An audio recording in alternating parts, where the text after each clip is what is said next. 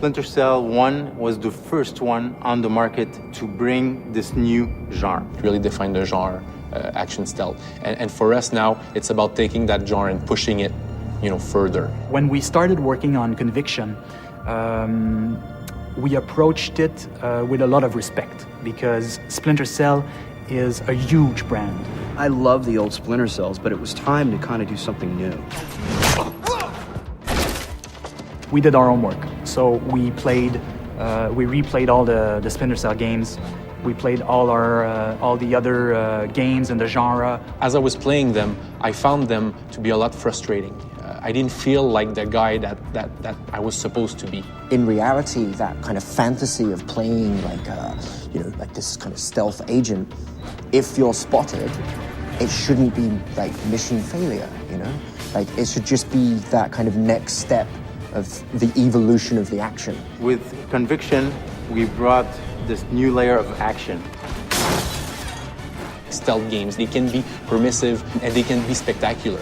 And how we do that, it's by allowing players to go into an action loop and then come back into stealth. The gameplay loop that we have in Splinter Cell Conviction is what we call PEV. Prepare, execute, and vanish. It perfectly describes the new gameplay that we are bringing forward. It's not you play stealth or you play action, you play both at the same time.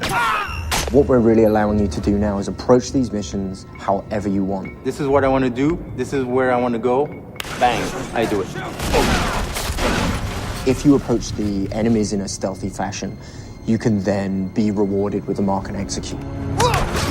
Mark and Execute is a new gameplay system that we've created for Splinter Cell. And the core philosophy is basically having the player able to kind of master Sam's skills.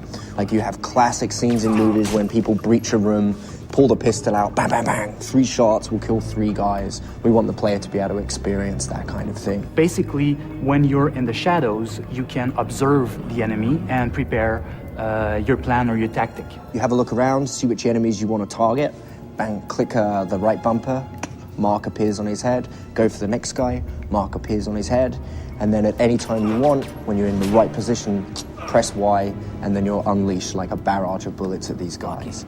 You can even mark lights, all different objects.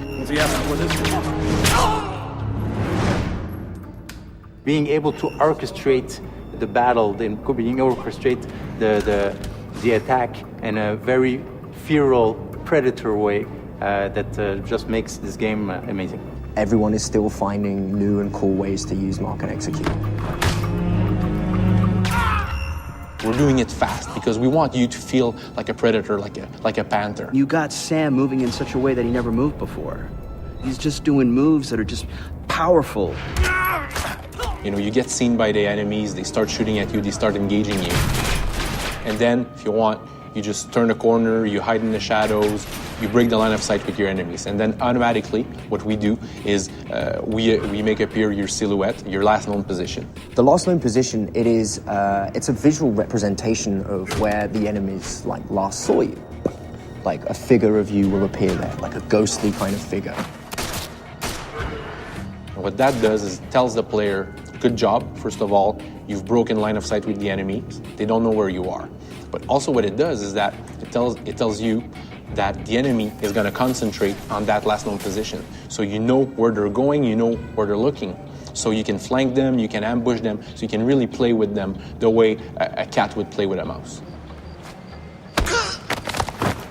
The hardcore Splinter Cell fans and the hardcore shooter fans are going to really appreciate what we've done. It's just so cutting edge, and I was blown away. We're really happy with what we have. I think we have a unique mix of stealth and action. Storytelling's great. Even more fun and high impact. That is finally a game that everybody wants to play as a stealth action game.